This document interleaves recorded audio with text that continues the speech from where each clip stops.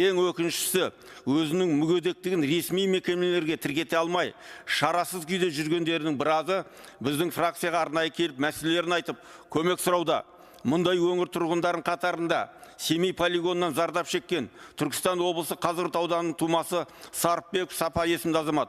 Оның мұрын қуысының полигон зардабынан зақым келгені ресми түрде дәлелденгенмен, түрлі себептермен 3-ші топ мүгедектік тізімінен шығарылған.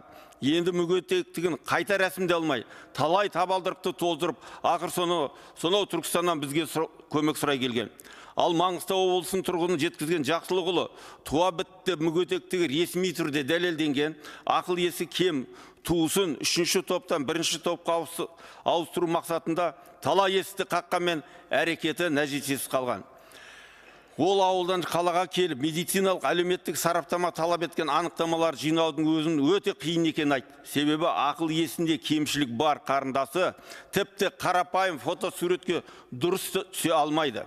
Мұндай туа бітті кемістігі бар ауыл жандарға мүгедектік дәрежесін берілу керек деп санаймыз.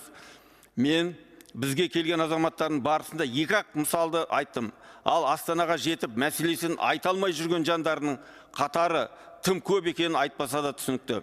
Бүгінгі таңда 3-ші топтағы мүгедектің жәрдемақысы 55.474 теңге. Жасыратын жоқ. Кейбір азаматтарымыз осы мүгедектік бойынша берілетін жәрдемақыны алып, өлместің күнін көріп келеді. Өз кезегінде қазір инфляция 12.9% деңгейіне жетіп, әлеуметтік маңызы бар өнімдерге, дәрі-дәрмектерге бағаны күрт өсуі байқалуда.